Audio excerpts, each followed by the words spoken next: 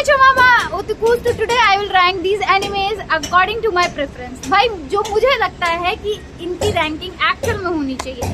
सो मैंने क्या क्या चीजें कंसीडर किया, राइट। सबसे पहले तो it is totally based on my preference. Second, I have consider plot. Third, it's story line. Fourth, it's animation. और फिफ्थ, भाई इतना मैंने नहीं सोचा है, ठीक है।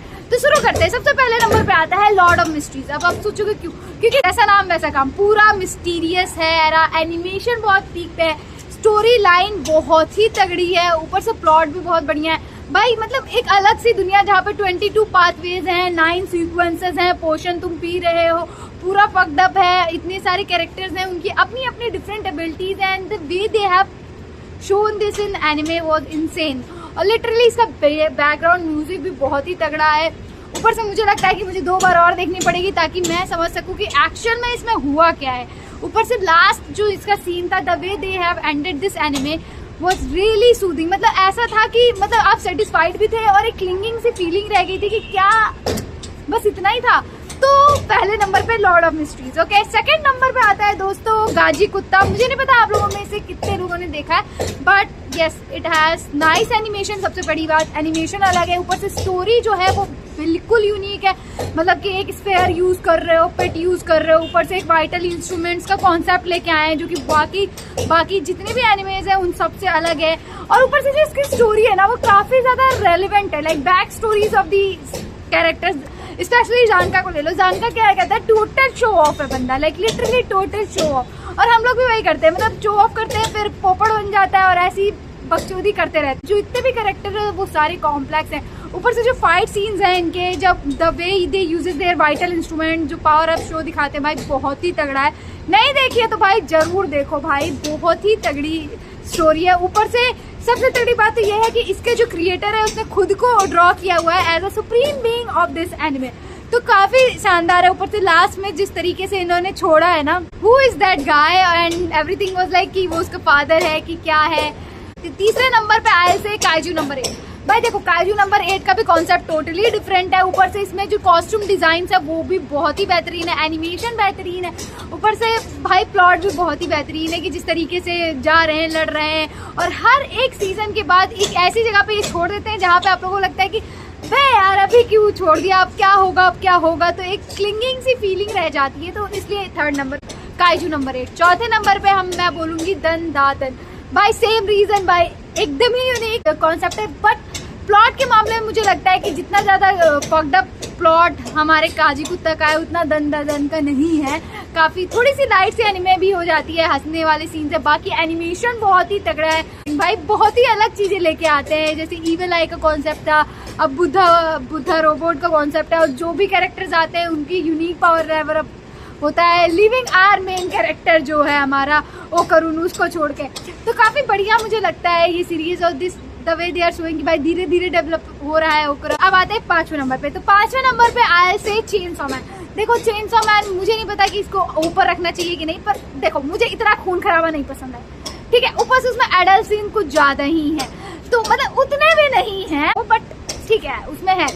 तो टोटली यूनिक कॉन्सेप्ट है यहाँ पे भी, like story is different, plot is different, और एनिमेशन भी बहुत प्यारी है। लेकिन जिस तरीके से मतलब बाकी मैंने जो अपर रैंकिंग दी है, जो बैकग्राउंड स्टोरीज है ईच कैरेक्टर्स की, उतने लेवल पे इसकी नहीं है। और खासकर जो उसकी मेन पार्ट कैरेक्टर है माँ की माँ, वो मुझे खास पसंद नहीं है।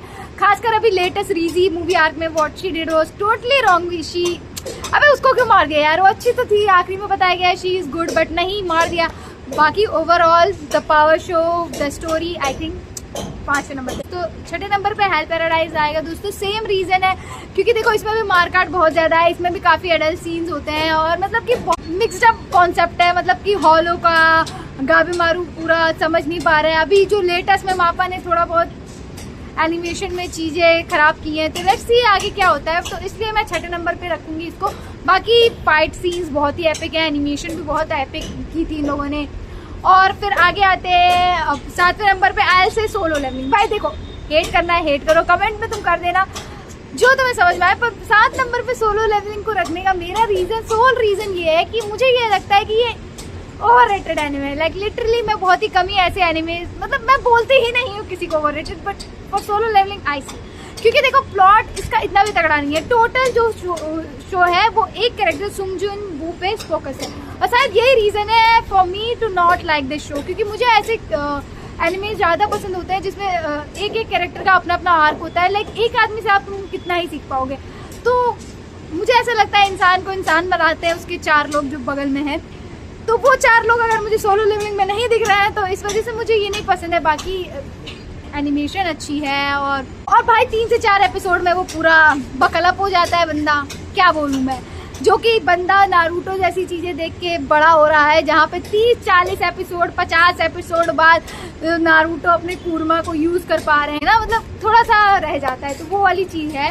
8वें नंबर पे मैं बताऊंगी इट इज़ साकामोटो डेज। देखो साकामोटो डेज की काफ़ी लाइट फनी स्टोरी है, असैसिन्स होते हैं, जबकि सबसे ज़्यादा रियल स्टोरी हमारी अगर कोई है तो वो साकामोटो डेज की है कि देयर इज़ अ पूरा ब्रांच जहाँ पे असैसिन्स रहते हैं और उनका काम होता है, और साकामोटो ने धोखा दे दिया तो अब उसके ऊपर रैंक लग गई, तो देयर आर पीपल। तो थोड़ा सा कॉन्सेप्ट रेलेवेंट है बट काफ़ी फनी है, लाइट सी story. Background of each and every character इतना ज़्यादा डेंस नहीं है as compare to all the animes I have just mention, तो इस वजह से मैं इस पे 8वें नंबर पे रखूंगी। Though there is one character in Sakamoto जिसमें मुझे बहुत ही खतरनाक क्रश आया हुआ है, दैट इज़ नागामो। भाई पता नहीं क्यों मुझे बहुत ही क्यूट सा लगता है, ऊपर से उसकी कुछ डिज़ाइंस मैंने रील्स में देखी हैं, उसके बाद से मैं थोड़ा सा ज़्यादा अटैच हो गई हूँ इस कैरेक्टर से। तो देखो भाई ये रैंकिंग करनी बहुत ही ज़्यादा दिक्कत वाली थी, क्योंकि देखो जितनी भी एनिमेज मैंने अभी बोली है हर किसी का प्लॉट टोटली डिफरेंट है, कोई भी किसी से मैच कहीं भी नहीं कर रहा है भाई। मतलब देखो गाजी कुत्ता में वाइटल इंस्ट्रूमेंट यूज कर रहे हैं, स्फेयर है, ये है, ऊपर से काइजू में काइजूज अपीयर हो रहे हैं, दान में एलियंस एंड योकाइज अपीयर हो रहे हैं, हेल पैराडाइज में तुम ऐसी जगह पे पहुंच गए हो जहाँ पे टेंशन नाम के क्रीचर्स हैं जो कि काफी ओवर पावर्ड है, चेनसॉ मैन में मॉन्स्टर्स हैं और ह्यूमंस है, कंबाइन हो जा रहे हैं, कुछ अलग सा बन जा रहे हैं। फिर मतलब लॉर्ड ऑफ मिस्ट्रीज को देख लो, पोशंस यूज कर रहे हो, फिर तुम्हारी पावर्स अलग हैं, स्पेल्स यूज कर रहे हो, कुछ अलग ही कॉन्सेप्ट सा हो रहा है। सोलो लेवलिंग में क्या मतलब एक डिजिटल सिस्टम है जिसमें आप गए और अब धीरे धीरे लेवल पार कर रहे हो, धीरे धीरे लेवल अप होते जा रहे हो। साकामोटो डेज जिसमें असैसिन का कॉन्सेप्ट है, मतलब इट इज टोटली, मतलब ये सारी एनिमेज तुम सच में सोचो ना इसका किसी से भी कोई भी कनेक्शन नहीं है and it was really hard to like rank this. पर आप लोगों को क्या लगता है ये कमेंट करके जरूर बताना। भाई आज के लिए बस इतना है। Keep liking, sharing, commenting on my videos, also subscribe my channel for more such content. सायनारा नाकामाताची, बाय।